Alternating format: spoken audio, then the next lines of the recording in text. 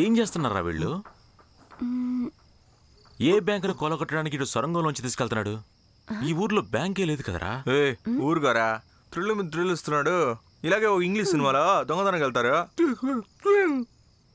సరేరా వెళ్తాం.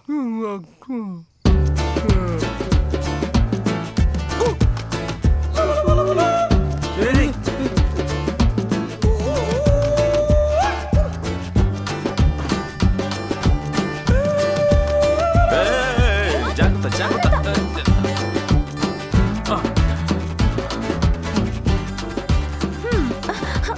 తన ఎక్కడ తీసుకెళ్తున్నారు?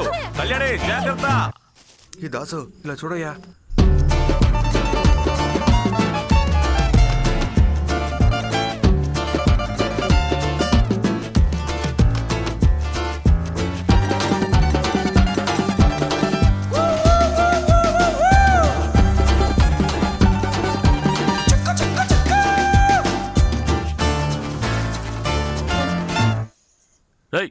ఎందుకు కొడుతున్నారు? మీకే చెప్పేది. ఫీలింగ్స్ ఏంటిదంతా? అంతా ఒక సేఫ్టీకే మిత్రమా.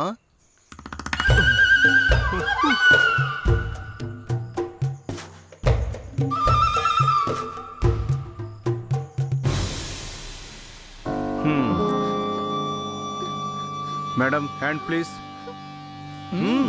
ఇవ్వు.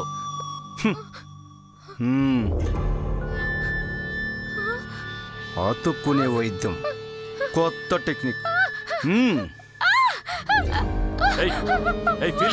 ఏంటి? చిన్న టార్చర్ పెద్ద టార్చర్ అయ్యే లోపు నిజం చెప్పు. నిజమా? ఏం నిజం? హార్డ్వేర్ షాప్లో 15 రూపాయలకు దొరికే గమ్ముతో అరాచకంగా ఆలోచించేవాడిని నేను. ఇక మాటలతో ప్రయోజనం లేదు.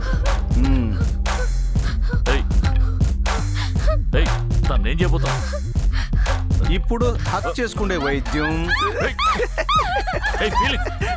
ఏంటిదంతా? ఇదేం బాలేదు. ఉంటుంది రాయప్ప. నీకే చెప్పేది. ఆగు, మంటగా ఉంది. దగ్గరకు రాండి. మండుతోందిరా.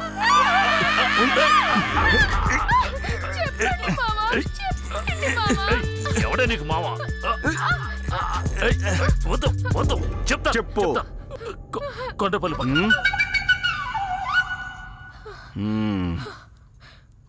కొండపల్లి పక్కన ఎక్కడ? అక్కడున్న వినాయకుడి విగ్రహంలో పెట్టాను.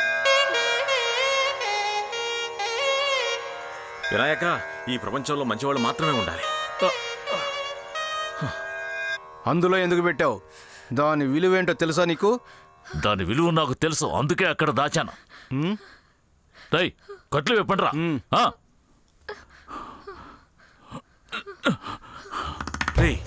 ఈ టైంలో మనం ఏమైనా వినాయకుడికి పూజ చేయాలా? ఏంటయ్యా? అద్దాలతో వినాయకుడిని, ఎలుక విగ్రహాన్ని చేయమని ఇద్దరికి విడివిడిగా ఆర్డర్ ఇచ్చాను. ఎందుకు?